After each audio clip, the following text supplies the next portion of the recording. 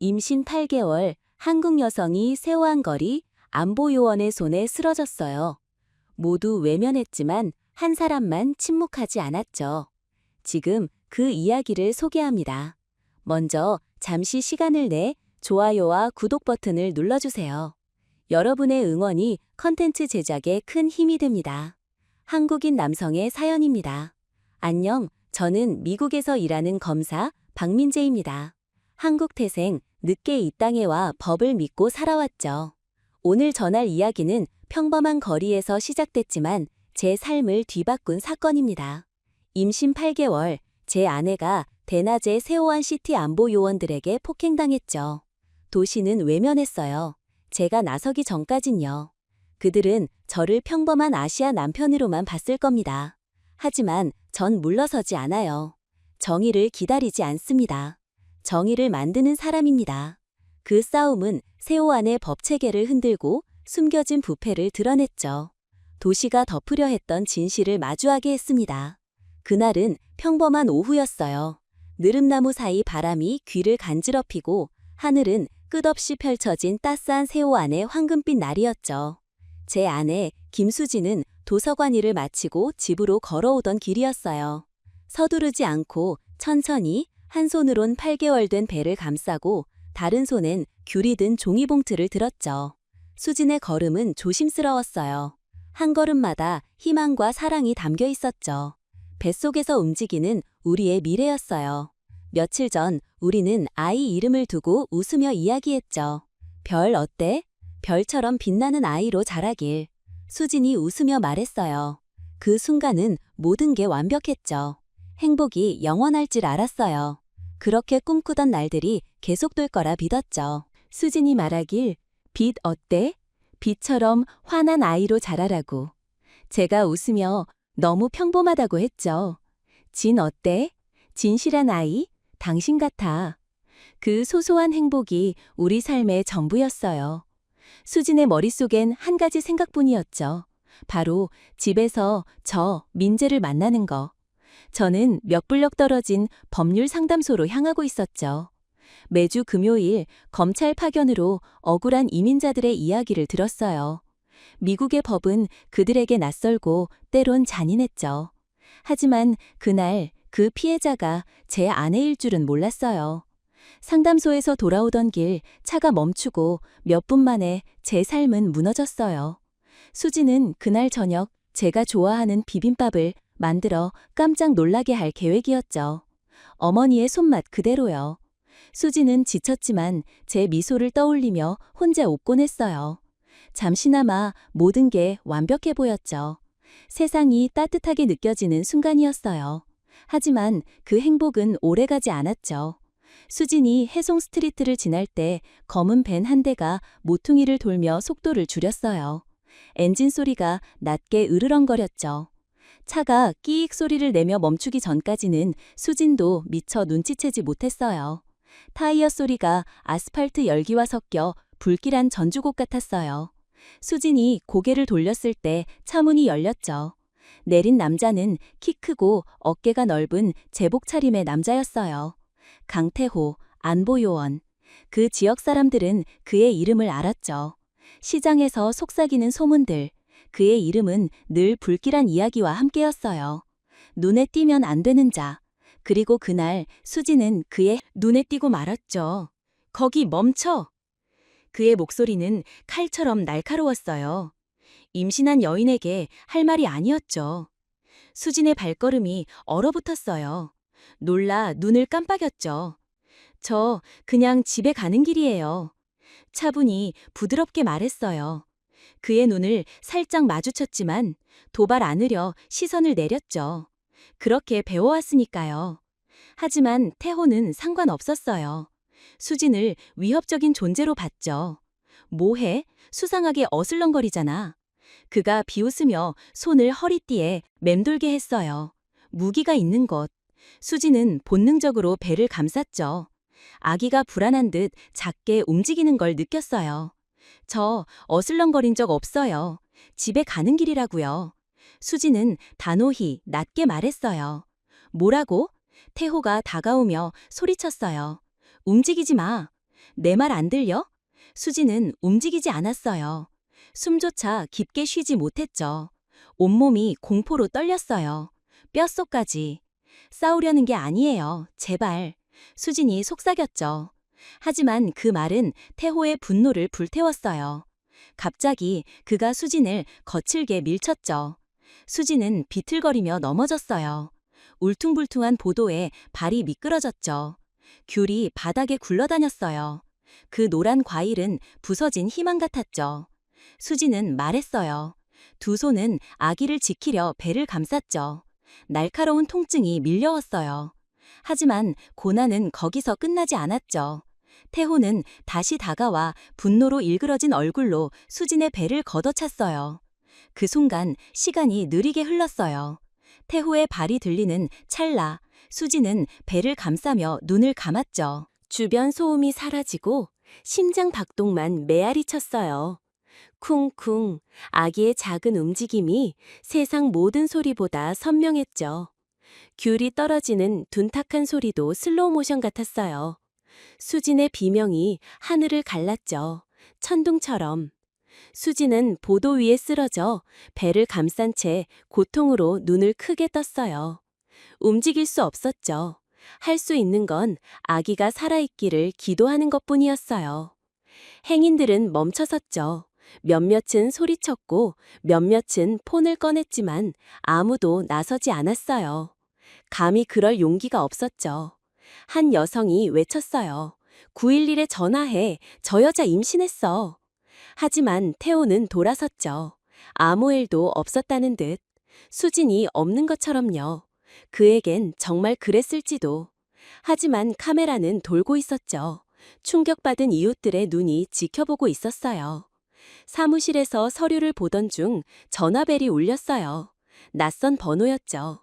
박민재 씨 맞으신가요? 다급한 목소리. 아내분이 병원에 실려갔습니다. 심장이 쿵 바닥으로 떨어졌어요. 그 후 기억은 조각조각 나 있어요. 신호등은 의미를 잃었죠.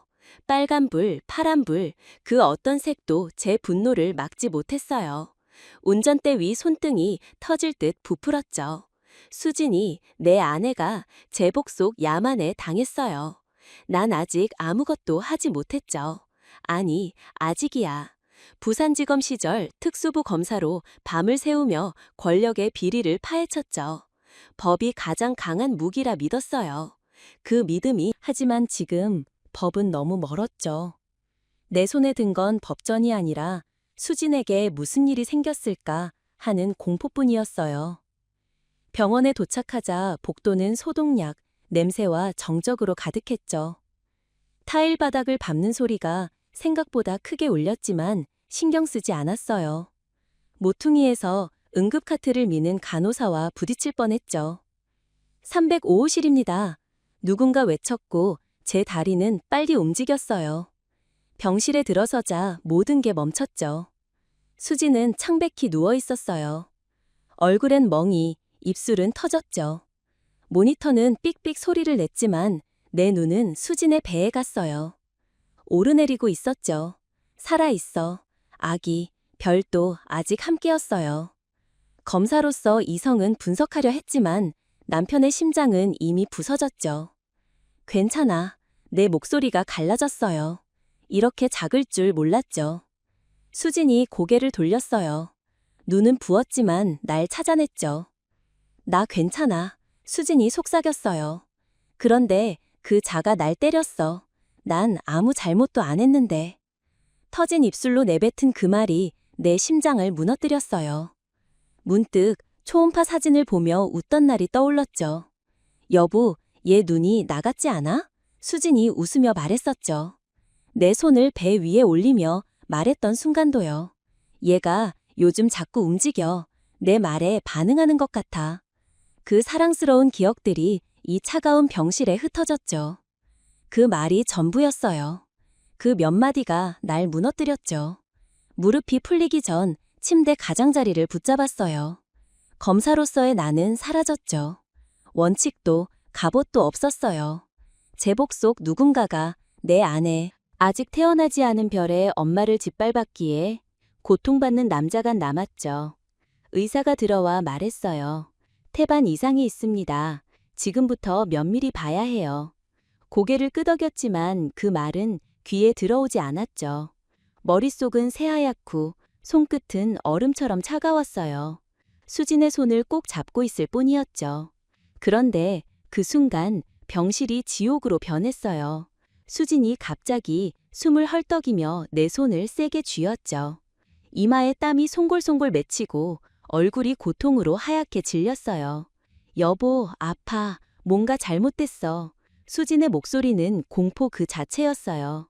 시트 위로 붉은 피가 번졌죠. 작은 점이었지만 순식간에 짙게 퍼졌어요. 모니터의 소리가 날카로운 경고음으로 바뀌었죠. 미친 듯이 호출 버튼을 눌렀어요.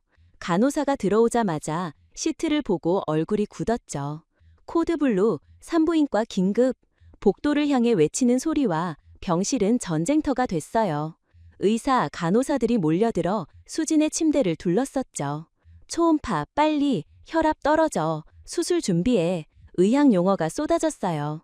간호사가 저를 떼어내며 말했죠. 선생님, 밖에서 기다리세요. 홀린 듯 복도로 밀려났어요. 수술실 위 붉은 등이 켜졌죠. 그 빛은 세상을 집어삼키는 듯 했어요. 복도의 차가운 바닥에 주저앉았어요. 검사로서 수많은 위기를 다뤄왔지만 지금 나는 아무것도 할 수 없었죠. 그저 남편, 아비로서 두려움에 떨 뿐, 희망의 불씨마저 꺼지는 듯 했어요. 없었죠. 법도, 논리도, 어떤 힘도 그 문 안으로 들어갈 수 없었어요. 그저 무력히 기도할 뿐. 제발 수진과 별을 살려주세요. 얼마나 시간이 흘렀을까? 수술실 문이 열리고 지친 의사가 나왔어요. 비틀거리며 그의 팔을 붙잡았죠. 목소리가 나오지 않았어요. 살릴 수 있나요? 수진과 아이 살릴 수 있냐고요? 의사는 눈을 피하지 않고 무겁게 말했어요. 외부 충격으로 태반 이상이 심각해요. 출혈로 둘 다 위험했죠. 지금 최선을 다하고 있어요. 조금만 기다려주세요. 그는 문 안으로 사라졌죠. 그 말이 사형 선고 같았어요. 그 후 시간은 기억 안 나요. 1시간? 아니, 10분? 영원 같았죠. 다시 문이 열리고 의사가 나왔어요. 숨도 쉴 수 없었죠. 그의 얼굴엔 피곤함 속 미세한 안도가 있었어요. 기적이에요. 출혈을 잡았어요. 아내분 혈압이 안정됐고 아기 심장은 약하지만 꾸준히 뛰어요. 강한 아이예요. 솔직히 기적이에요. 운이 좋으셨어요. 그 말을 듣자 다리에 힘이 풀렸어요. 벽을 짚고 주저앉아 아이처럼 울었죠. 분도도 슬픔도 아니었어요. 오직 안도감. 가족이 곁에 있다는 사실이 눈물로 터졌어요. 그 눈물 속 결심이 강철처럼 굳어졌죠. 이건 단순한 폭행 사건이 아니에요.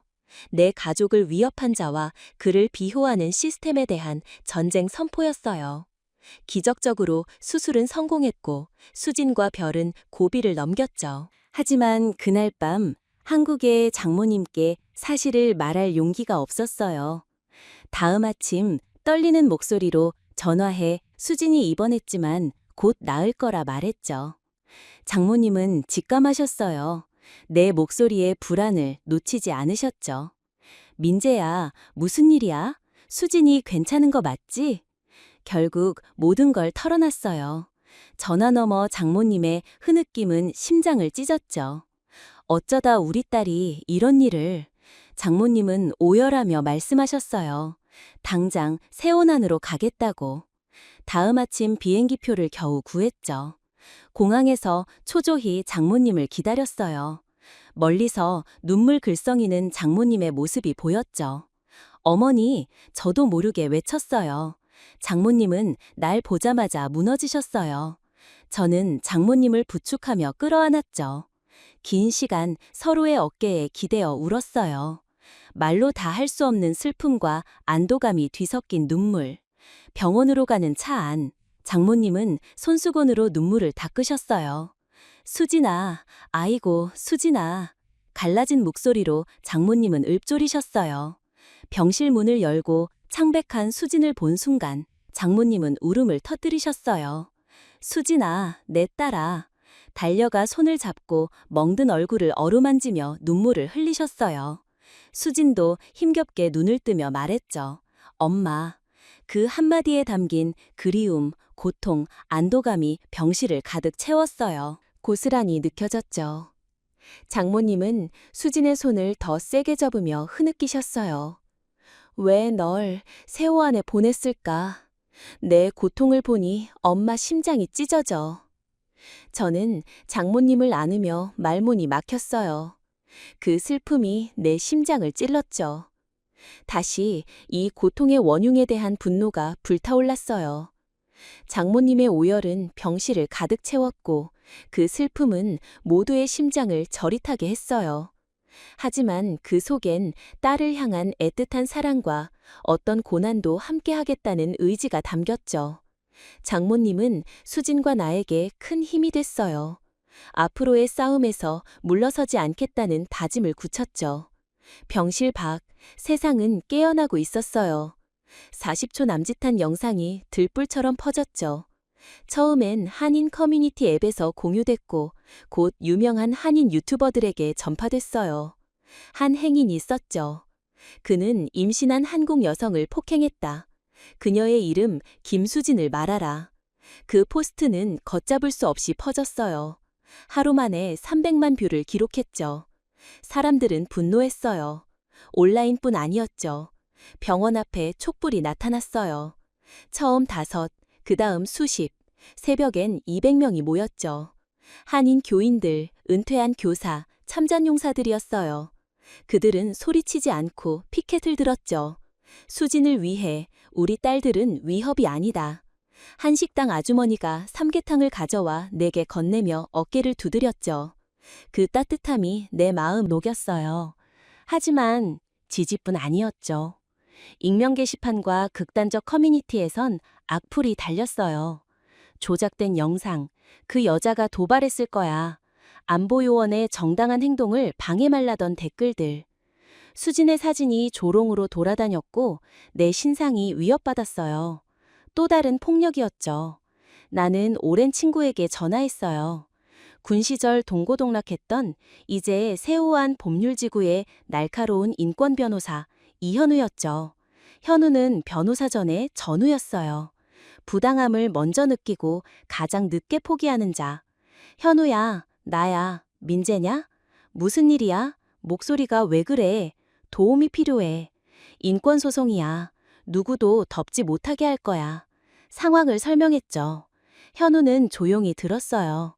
그 침묵은 무관심이 아니라 내 분노를 흡수하는 신호였죠. 통화 끝에 그가 말했어요. 알겠어. 이건 정문 싸움이 아니야. 지붕을 뚫는다. 내 팀을 소집할게. 증인과 영상을 확보해.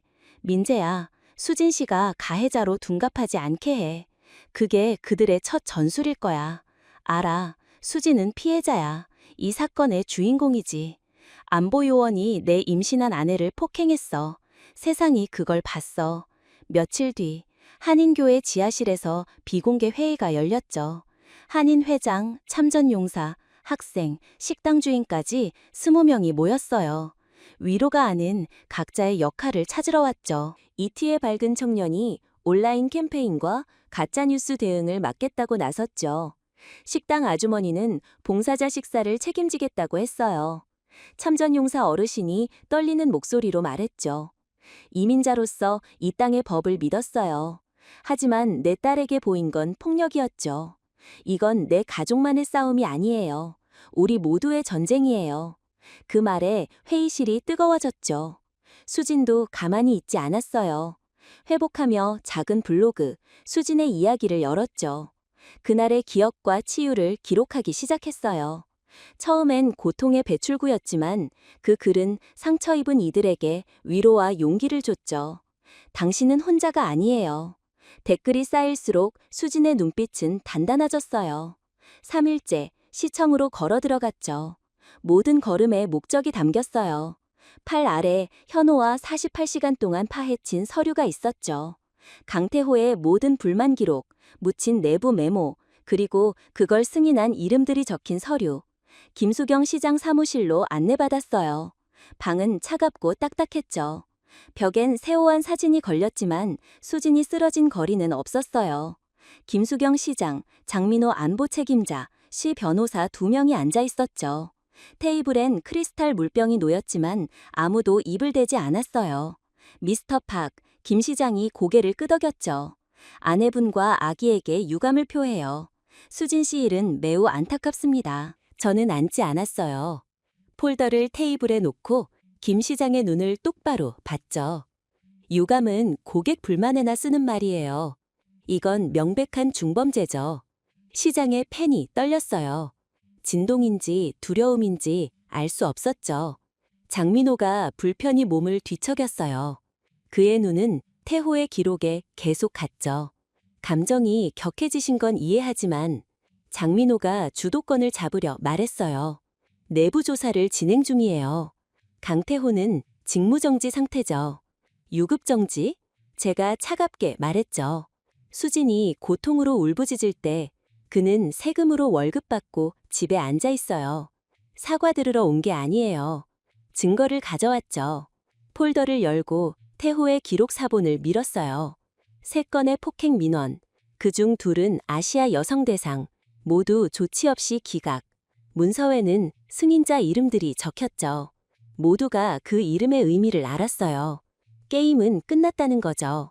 미스터 박, 이 사안이 심각한 건 맞아요. 하지만 이런 일은 시간이 걸려요. 절차가 있죠. 시 변호사가 말했어요. 절차는 늘 있죠. 제가 차갑게 답했어요. 그 절차는 우리 같은 아시아인에겐 늘 더디죠. 그 사이 수진이 아이를 벤 채 폭행당했어요. 그 짓을 한 자는 당신들 절차로 보호받죠.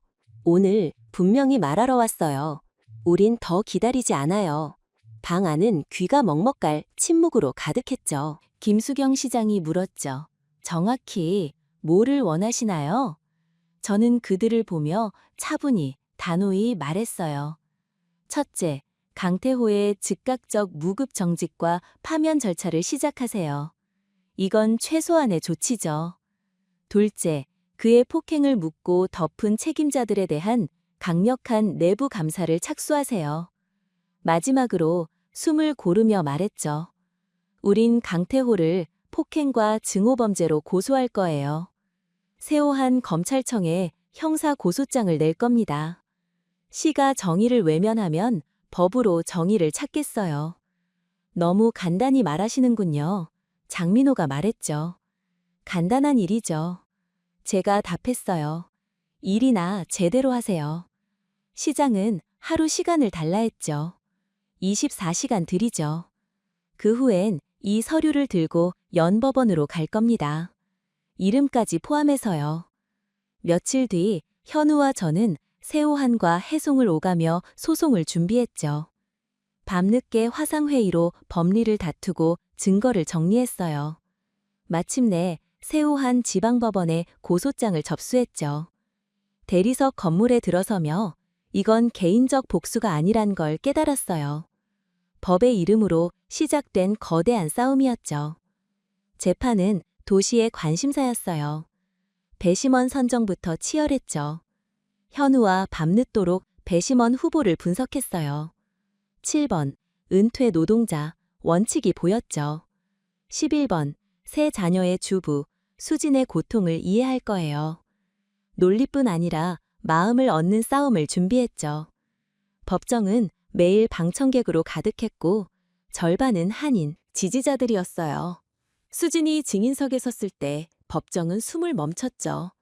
떨리는 목소리로 단호히 진실을 말했어요. 상대 변호인은 수진의 반응을 과장해 명령을 못 알아들은 듯 왜곡했죠.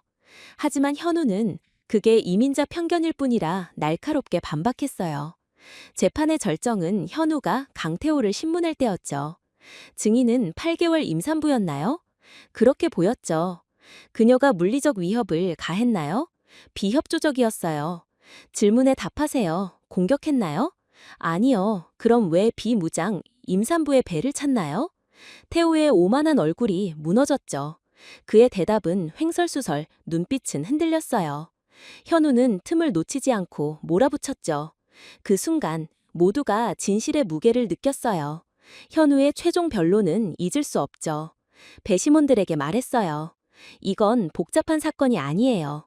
법전을 뒤질 필요도 없죠. 눈과 양심을 믿으세요. 저 증인석에 당신의 아내, 딸, 어머니가 앉았다면 이걸 정당하다 할 건가요? 우린 한 사람의 존엄을 판단하는 게 아니에요. 우리 사회의 존엄을 증명해야 해요. 배심원단은 3시간 만에 평결을 내렸죠. 피고 강태호, 모든 혐의 유죄. 그 순간 수지는 내 손을 잡고 소리 없이 울었어요. 그 눈물은 슬픔이 아니라 긴 고통의 터널 끝에서 빛을 본 해방감이었죠. 태호에게 5년 실형이 선고됐어요. 정의의 외침이 울려 퍼졌죠. 선고됐어요. 시의 대응을 이끈 장민호 안보 책임자는 사임했고 김수경 시장은 재선에 실패했죠. 우리의 싸움이 변화를 만들었어요. 재판 후 새 가족이 생겼죠. 아들 박지훈, 공정하다는 뜻의 이름이에요. 지훈의 울음이 우리 집의 침묵을 깨고 희망을 가져왔죠. 우리는 수진과 민재재단을 세웠어요. 아시아 이민자들이 고통을 겪지 않도록 돕는 비영리 단체죠. 재단 이름을 고민했지만 우리의 이름을 걸었어요. 이 싸움이 얼마나 절실했는지 잊지 않으려 했죠. 첫 회의는 한인교회 지하실에서 열렸어요. 10명 남짓 모였죠. 식당 할머니가 낡은 봉투에 현금을 담아 내 손에 쥐며 말했어요. 우리 딸들을 위해 싸워줘. 고마워. 그게 첫 후원금이었어요. 재단의 첫 사건은 한인 유학생을 돕는 일이었죠. 가게 도난 누명을 쓰고 폭행당한 학생. 과거엔 묻혔을 일이지만 우린 즉각 개입했어요. 사회적 관심과 언론 조명으로 당국은 무혐의를 인정하고 사과했죠. 작은 승리, 하지만 우리 길을 밝히는 등대 같았어요. 지훈의 첫 생일, 세우안 공원에서 돌잔치를 열었죠. 생일뿐 아니라 우리의 승리를 축하하는 자리였어요. 이웃들이 음식을 가져왔고 아이들은 뛰놀았죠. 음악가들이 민요와 발라드를 연주했어요. 현우는 갈비를 굽고 시 공무원들도 진심으로 참석했죠. 마이크 앞에 섰을 때 수지는 지훈을 안고 있었어요. 지난 1년 정의가 목적지가 아님을 배웠어요. 정의는 실천, 결정, 매일의 선택이에요. 특히 포기하고 싶을 때. 군중, 수진, 지훈을 보며 말했죠. 이 싸움을 원치 않았지만 시작된 이상 멈추지 않아요. 모든 가족이 안전히 길을 걸을 때까지, 모든 아이가 자신의 이름과 삶이 소중함을 알 때까지요. 박수는 크지 않았지만 꾸준하고 진실했어요. 그날 밤 파티가 끝나고 모두 돌아간 뒤 수진과 현관 앞에서 밤하늘을 봤어요. 수진이 내 어깨에 기대며 물었죠. 괜찮아? 고개를 끄덕였어요. 응, 이제 괜찮아. 하늘엔 별이 가득했죠. 우리의 긴 싸움을 지켜본 눈동자처럼 반짝였어요. 수진과 지훈을 끌어안았죠. 지훈이 살 세상은 우리가 싸우기 전보다 더 공정한 곳일 거예요. 우린 시스템에 살아남은 게 아니에요. 그걸 바꿨어요. 세월이 흘러 누군가 다시 일어나 변화를 요구할 때 그들은 할 수 있을 거예요. 우리가 길을 열었기에, 문을 걷어쳤기에. 그 누군가는 김수진, 박민재, 그리고 우리 아들 지훈이었죠. 여러분, 이 이야기를 들었나요? 아무도 묻지 않도록 우리의 진실을 기억하세요. 그날 모두가 외면했을 때 한 남자가 모든 걸 걸고 싸웠죠. 그 이야기가 우리에게 묻죠. 사랑하는 이가 쓰러졌다면 여러분은 뭘 하시겠어요? 댓글로 생각을 나눠주세요. 누군가는 사랑하는 이를 끝까지 싸웠고 그 싸움이 공정을 움직였죠. 이 이야기가 마음을 울렸다면 좋아요를 누르고 진실의 이야기를 이어갈 세오한 스토리를 구독해주세요. 끝까지 봐주셔서 감사해요. 한국의 특별한 이야기를 전하는 세오한 스토리였습니다. 더 좋은 이야기로 찾아뵙죠.